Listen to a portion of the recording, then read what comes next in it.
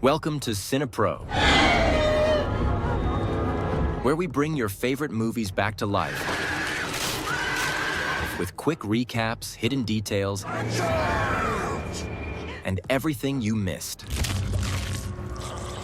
The movie starts with a creamy cake. There are clowns on it, and the mother, Mayette, hears her friend saying she hates clowns. Her friend says, the birthday boy wants it. Then she tells her, come have a drink with me. She replies, I can't drink with you. She confesses that she's pregnant, congratulates her, and says, I was going to tell my husband, but not now, I'll surprise him. Then the phone rang and we learn that the clown apologized, and she calls her husband, Kent, who works in real estate. He tells her he's almost done and will come right away. She tells him the clown won't come. He says he'll figure something out, and he finds an old costume at the house. We see that the costume isn't the best after he tries it on, and it's pretty clear he's not a clown. Then he finds another suit, tries it, and we see him at the birthday party, dressed as a clown. He ends up being the best act the kids have seen today. At night, we see him putting his son to bed. The son says, I know your dad, not the clown. He says, okay, good night. We'll talk about it tomorrow. He falls asleep on the couch and wakes up to his wife telling him to take their son to school quickly. He tries to take off the wig,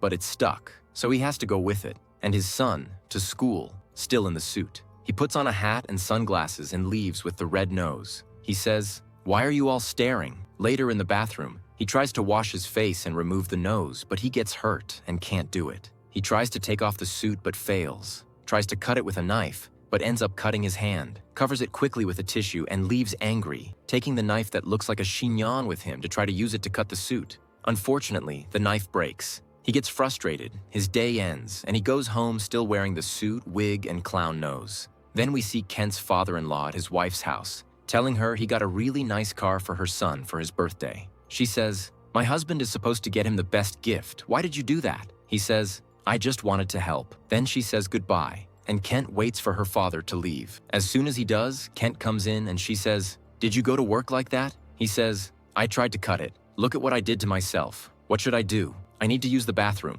They go to the bathroom. She tries to remove the nose, pulls hard until she gets it off, taking a huge chunk of skin with it. The dog eats the nose, and then they rush to the hospital where the doctor treats him quickly. After that, he goes to the house where he found the suit and finds a box chained to the wall with a symbol on it. He then searches the company archives for the house's owners and for clown costume shops, until he finds one but can't control himself, coughing up something strange. Then he goes to a shop for weird clown costumes. The owner tells him, no, we don't have that.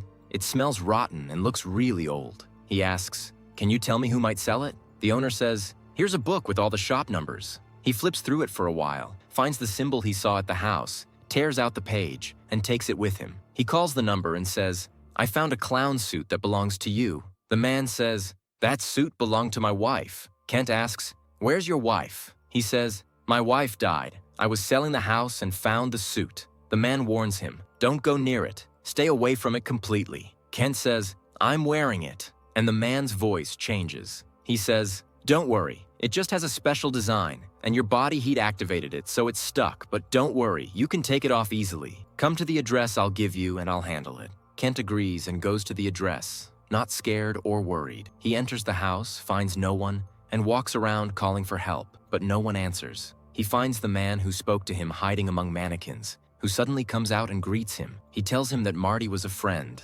didn't know she died, and they worked together on these suits, which were special. He makes tea, and they sit and talk to get to know each other better. Then Kent asks, how do I get this suit off? The man says, this isn't a normal suit. Clowns aren't really funny. If you read about them in history, you'll know they were creatures that lived in the high mountains. That's why their skin is always white and their noses red. He gives Kent a book and says, legend has it that these clowns used to eat 5 children a year, one for each season in winter. But people stopped believing in the legend and started treating clowns as funny. That's why people are happy to deal with them. Then Kent falls asleep, drops his tea, and wakes up to find himself on a table. The man is still talking, saying, sorry, but that tea was supposed to make you sleep much longer than that. You have to die. And just as they were about to kill him, Kenty moved and got hit in the shoulder. Then he stood up and said to him, why are you doing this? He replied, this is not a normal suit. Then Kenty takes him in the car and goes to his wife. He tells her,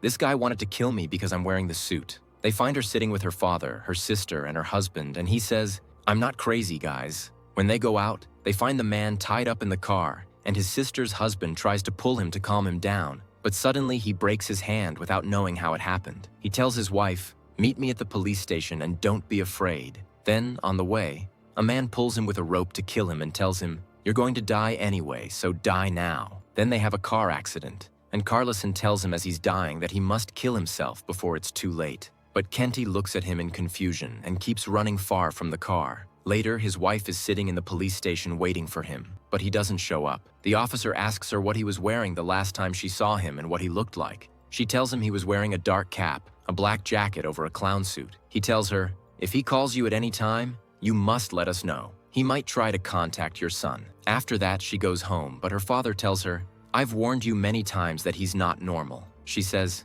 "Dad, that's enough, please." He says, "I assure you he was scared when he came here." Then we see Kenty in the forest, hungry, and there's a boy from a scout camp nearby moving around. He sees Kenty and gets scared. Kenty tells him, "I'm hungry, but I don't want anything else." The boy says, "I have food, here you go." As soon as he reaches out, Kenty eats his hand. The boy screams and runs, and Kenty runs away too. The next day, we see Kenty's wife at her son's school, making sure that if his father shows up, he tells the school and she'll contact them right away. When she goes home, she finds the book Kenty brought with him but can't open it because of the images inside. Then we see Kenty in a public bathroom, looking at himself in the mirror. Then he sees a school bus arriving from a trip, and the kids are given a chance to use the bathroom. He locks himself in one of the stalls, afraid he might eat the children. Then he runs out, away from them, and we see him at night at one of the houses he's responsible for selling. He sits there, and when he opens the door, he finds a child and gets scared, and he tells him to stay away,